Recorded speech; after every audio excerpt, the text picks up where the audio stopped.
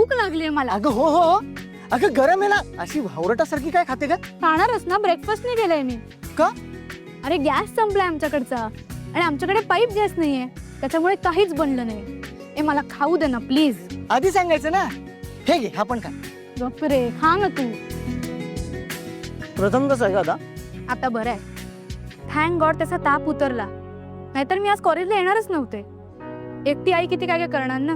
Good, आता तो लवकर बरा होईल बघ. हो, डॉक्टरही तेच म्हणाले. बरं दी, तुझी ती फेवरेट कशी आहे आता? फेवरेट कोण? अगं शनया मावशी. कशाला तिचं नाव काढलंस? आता परत तुमच्यात काही झालंय का? काही झालं नाहीये रे.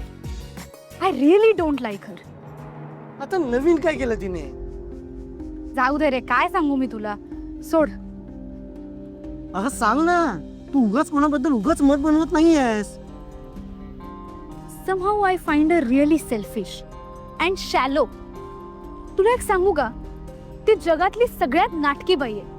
म्हणजे ती इतकी गोड बोलते ना की असं वाटतं की ती जगातली द बेस्ट पर्सन आहे. पण मला तिच्याकडून निगेटिव्ह वाइब्स येतात, as if something is always cooking in her head.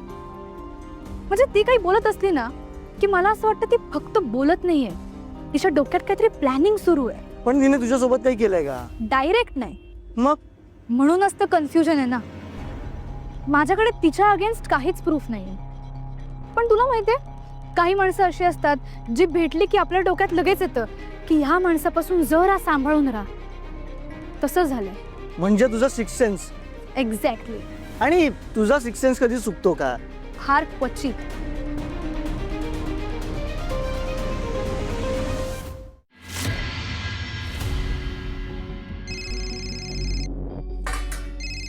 त्या कोणाचा फोन असेल?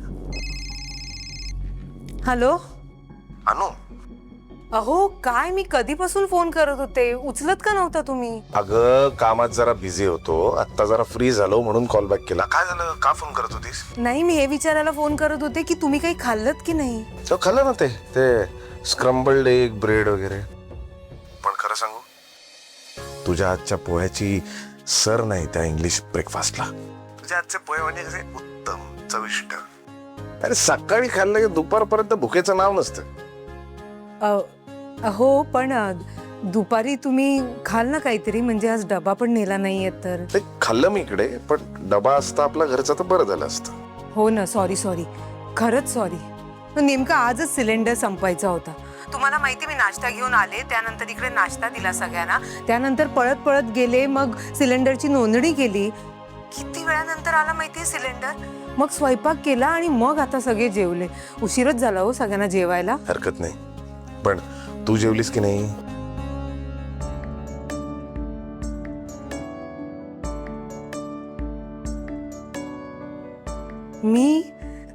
मी जेवले ना. थोडा उशीर झाला पण जेवले.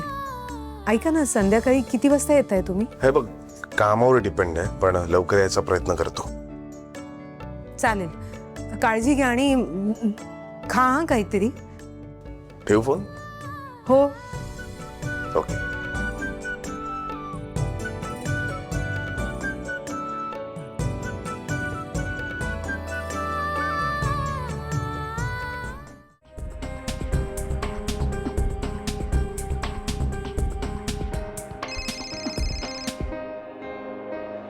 हॅलो. हाय बेबी, कशी झाली तुझी मीटिंग?